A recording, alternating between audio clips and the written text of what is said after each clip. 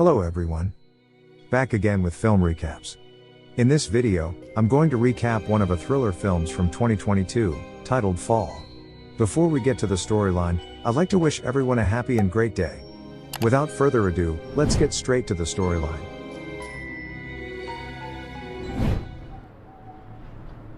The film opens with rock climbers scaling the side of a cliff. They are Becky and her husband, Dan. The couple just got married and share a passion for rock climbing, which takes them to some of the world's most treacherous terrain.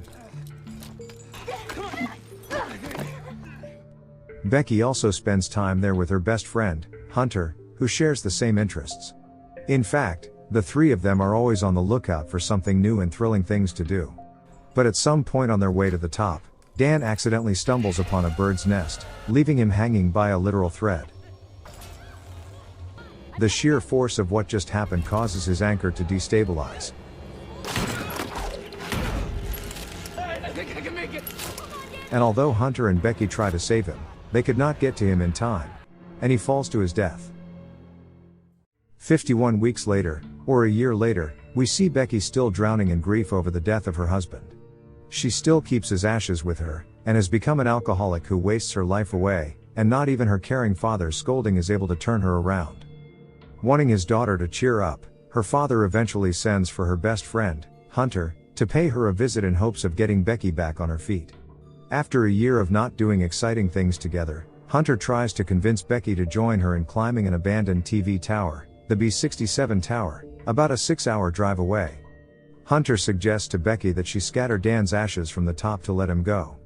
In order to keep Becky motivated, Hunter also reminds her of what Dan said about confronting fears in life.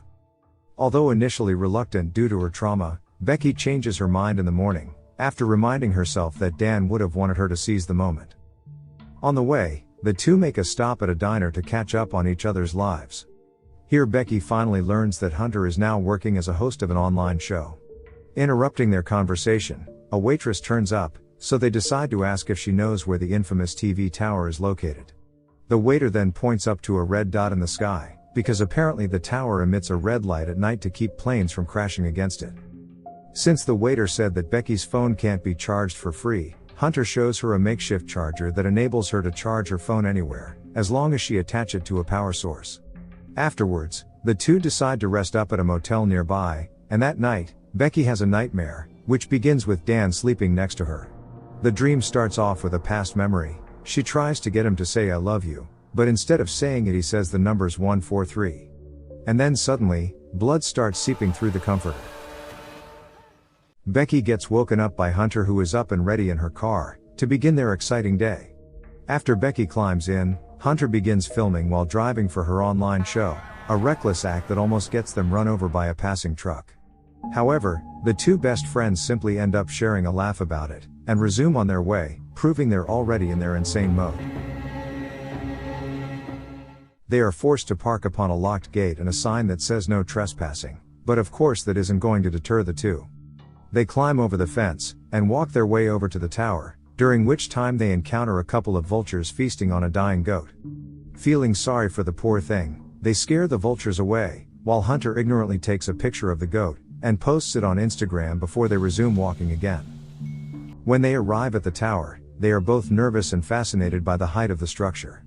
At the foot of the structure, Hunter records more vlog content, informing us that the TV tower is 2,000 feet tall, and is the fourth highest structure in the US.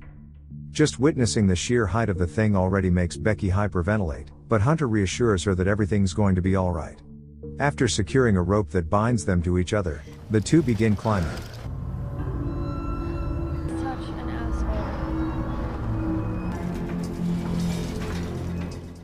Becky can be seen gathering the courage to start climbing with her best friend. Unbeknownst to them, the old structure is already unstable as it has been abandoned for a long time, and can be seen rattling here and there. Becky keeps climbing even though she's absolutely fearful. And at some point she even breaks a piece of the rusty ladder. You okay? Hunter, who notices this, motivates her, so they keep climbing their way up. They then stop for a while to have a drink. According to Hunter, the lines indicate that they are halfway up, which would mean that they have climbed 1,000 feet, or the height of the Eiffel Tower. At this point, they're so high up that the wind is blowing really strongly. Finally, they reach the first ledge. After climbing the 1,800-foot ladder inside a steel cage, they'll proceed to climb the 200-foot high external ladder. Climbing up the ledge, Becky inevitably witnesses how far up she is, a sight which makes her visibly disturbed. But with Hunter's constant encouragement, she climbs on. Here, Becky's anxiety keeps on flaring up as she pushes herself to the absolute limit. They then pass the satellite dish, and keep climbing up the tower. At some point, Hunter starts making fun of Becky by shaking the ladder. But unbeknownst to them, a bolt on the ladder is released. The two eventually arrive at another ledge at the very top after all of their anxieties. Having reached this far up is undoubtedly exhilarating, so even Becky rejoices along with her best friend, who takes out her drone and begins filming the view around for her vlog. But of course, Hunter doesn't stop there. She hangs herself off the ledge, and asks Becky to take pictures of her. Right after, she also asks Becky to do the same, and despite her initial hesitation, Becky eventually agrees and hangs off the ledge while holding on to Hunter. Despite the precariousness of it all, the two are miraculously not dead yet, and Hunter proudly embraces her best friend for overcoming her fear. Up next, it is now time to do the grand gesture. Becky takes out Dan's ashes and spreads it to the wind, and the two share a heartfelt moment reminiscing about Dan. Now that that's over and done with, they are ready to head back down. They tuck all their things back inside the backpack, and put their harnesses back on, and Becky goes first. But this time, things escalated quickly when the disaster struck. The old ladder finally breaks, suspending Becky in the air.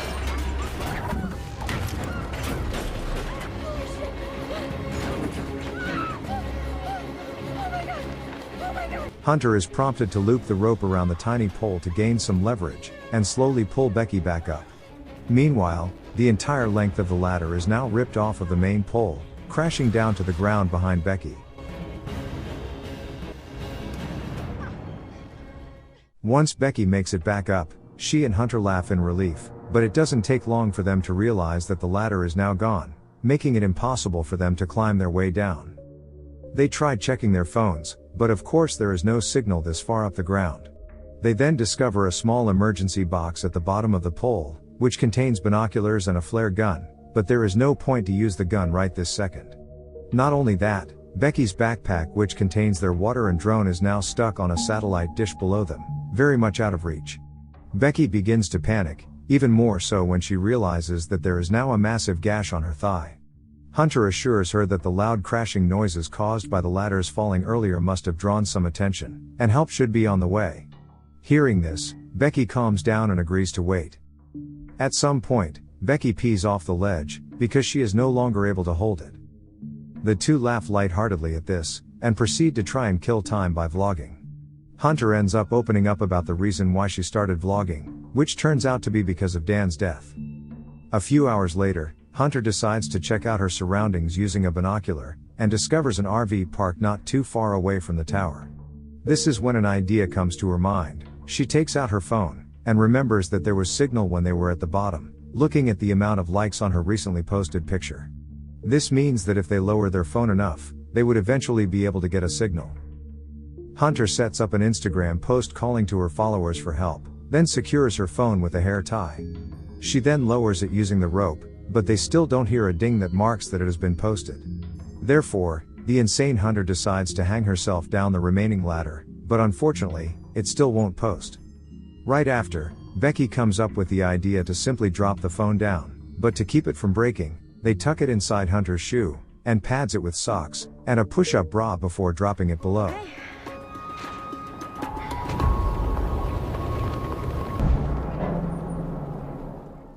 Just so happens, Becky notices a tattoo on Hunter's feet, and at the same time, Hunter sees a guy and his dog standing right below, though he seems to be preoccupied talking on the phone. Hunter and Becky keep screaming, before Becky decides to throw down her pair of shoes in hopes that he'd notice, but sadly he doesn't, and starts walking away. Becky takes out the flare gun and is about to shoot it, but Hunter tells her to wait, because apparently, there are people parked with their RV not too far from the tower, so they should wait until sundown to fire the flare. While they wait, Becky kills time by browsing through her phone looking at old videos, and notices an odd clip. In it, she sees Hunter staring at her and Dan in jealousy. Her best friend snaps her back to reality by announcing to her that it's time to shoot the flare. Becky does as asked, Check this shit out. while Hunter waves her phone around with her flash turned on. Luckily, the two men in the RV notice them, and proceed to take their RV to the gate, right where Hunter's car is parked. Stealing my freaking car! What? But instead of heading for the tower, they instead break into Hunter's car and steal it away, crushing their hopes.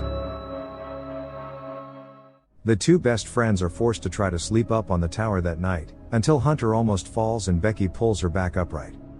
It is here that Becky points out the tattoo she just saw on Hunter's bare feet, which contains the numbers 143, of which are the numbers Dan always said whenever Becky asked him to say I love you.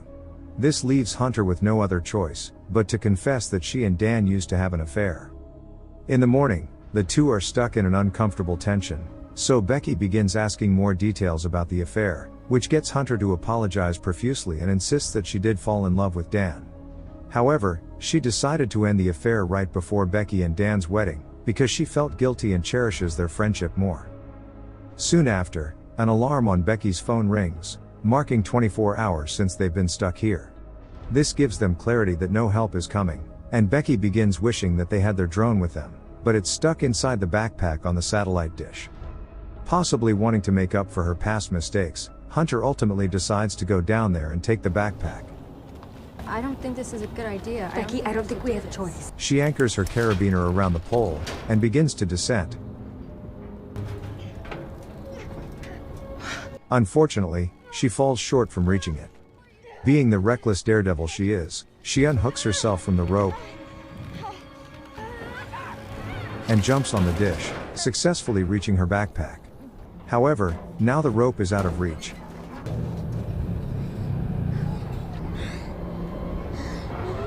So she takes out a selfie stick from the backpack. She successfully hooks the backpack on the rope, before making a precarious jump on it. Hunter ascends, and almost makes it back to the top, but then Hunter falls, and Becky starts crying. But when she looks down, she finds Hunter still hanging on the rope, except now her hand's injured, making her incapable of climbing back up. Becky then uses all of her strength, and luckily, she manages to pull Hunter back to safety. After taking a sip of water from the backpack, they decide to write a note, and tuck it onto the drone before sending it away.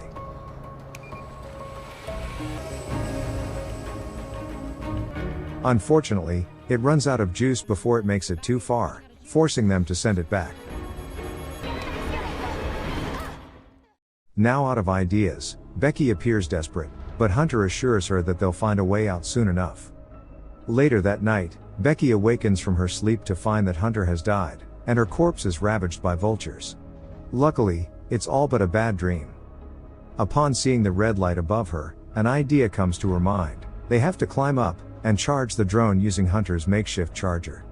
They then wait until morning to do it, and since Hunter's hands have severe rope burns, it's all up to Becky. Despite her injured thigh, she climbs up to the top, with the encouragement from Hunter. When Becky reaches the top, she unravels the light socket, before plugging the charger in there. She hangs on while she waits for the drone to charge, until at some point, a vulture begins to mess with her because of the wound on her thigh. The vulture even manages to knock her backpack down. Luckily, Becky clings close to the pole, and manages to keep the drone safe and sound. Once it has fully charged, Becky slides back down and pukes her gut out. They now have to wait for the diner to open to send the drone there, but due to the lack of food and exhaustion, Becky struggles to not pass out. Hunter helps her stay awake by keeping a conversation with her, until it is time for them to send the drone. They once again tuck a note on the drone, and send it flying out to the diner.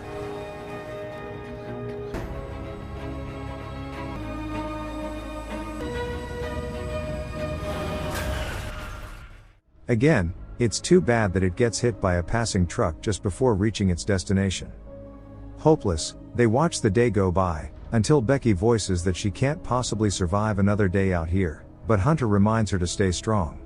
Realizing that her best friend is right, Becky asks Hunter for her other shoe so she can throw her phone down this time, since it's the very last thing they can do. Well, this time Hunter says no, because as it turns out, Hunter was never up there with her this whole time. Yes, that's right folks, Hunter has actually died a while ago, when she fell after retrieving the backpack, and her dead body is now lying on top of the dish below, being eaten by a vulture. The grief-stricken Becky has been alone this whole time, but instead of acknowledging it, conjures up a delusion of her best friend so that she won't feel so alone. Finally hit by reality, Becky breaks down crying, while harsh wind blows around her. She remembers her father, and how much she loves him, and decides to record a goodbye message, seemingly has given up on trying to survive. On the other side of the story, her concerned father has been trying to contact her and find her whereabouts.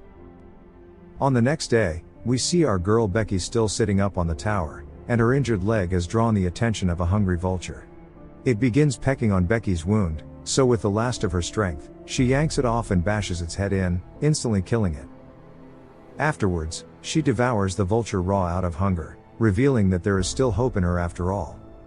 Once she has regained her strength, she musters up the courage to climb down to reach for Hunter's shoe, her last hope.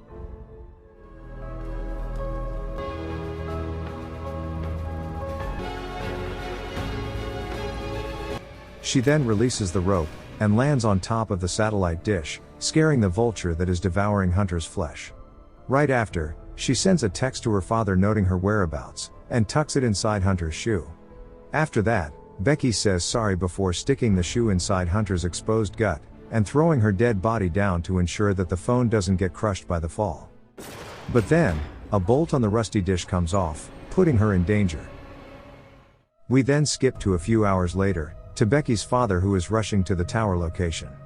Afterwards, we see a view of police officers and medics gathered around the tower, right when Becky's father arrives and witnesses a view of a dead body covered in a tarp. Just as the father fears that his daughter is dead, Becky calls for him and rushes up to him, letting him know that she is safe and sound. And this is where the movie ends. Okay guys. That's all the recap of Fall 2022. Thanks for watching.